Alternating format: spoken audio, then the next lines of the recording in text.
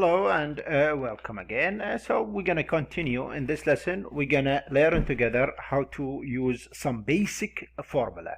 Okay. So if you notice in the previous lesson, I wrote the total, but I didn't mention anything for it because I was planning to use it for this lesson. So I'm just gonna add some numbers for the rent here. Okay, and then I will put 3, 4, 5, 6, 7, 8, 9, those number for the rent. Here I will add something. I will write rent plus sell. Okay, so or the total of rent and sell. Okay, I will keep it empty. So now I want to get the total of each for all those elements here, or all those values, the sell values plus the rent values. Okay, so what I'm gonna do, I'm just gonna write some basic stuff. So the to find the total of all of this number, we're gonna use some basic formula. Okay, to use a formula, so first of all you have to use those all math operation, like all math, what we call it, it's math, like the addition sign, the subtraction sign, the multiplication, the division, those the math stuff, and I think you know them from the keyboard, right? So here, when you want to write a formula, the first thing you need to write or to use is the equal sign. Okay, so what I'm gonna do, I'm gonna add all of those numbers. Okay, so I will click on 11. So 11 is a cell B3. Why B3? Remember when I mentioned is intersection of rows and columns. So columns is a B, the rows is a 3, right? That's why it's named B3. So plus, I'm not gonna say B, I'm just gonna click on B4. Okay, and then a plus, I'm gonna also click on B5, B6, B5. So I could control delete, make it B5. Okay, a plus B6, a plus B7, a plus B8, a plus B9.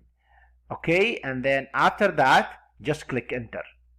So now you get the total of those numbers. If you add them, you're gonna see 106. So 106 is not like, for example, you said, okay, I'm just gonna add them manually and put them here. Yes, but if you change any number, this one is not gonna change automatically because you put it manually. So with the formula, if you change any number here, it will change that one. So I'm gonna change this to 20. Look what's gonna happen there. So it became 105. Why? Because it's formula. If I change this to 10, look, it became 104 because it's formula. And to see where's your formula of this one, just click here and look up here. This is your formula basically.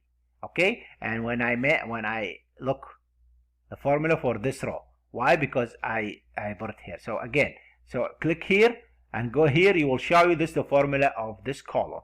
Okay, the same thing for here. You could do the same idea here. You just write equal, okay, and then this cell, which is C3, plus this cell, plus this cell, plus this cell. This is the total for the rent, plus this cell, plus this cell, plus this one, and then click enter.